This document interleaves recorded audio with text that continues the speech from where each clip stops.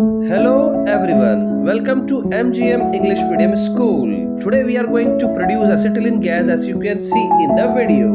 We will produce it by the help of the calcium carbide, that is a solid compound which is made from the calcium oxide and carbon. This calcium carbide is a hard brittle grayish black solid which has high melting point around 2300 degrees Celsius. It is a non-volatile and insoluble in known solvents. You can see in my hand there is a calcium carbide. It is used as a ripening agent of food and for the production of acetylene.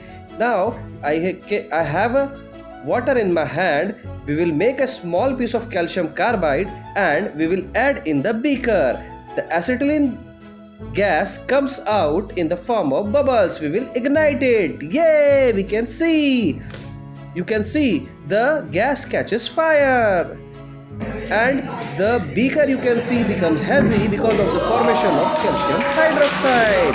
Thank you.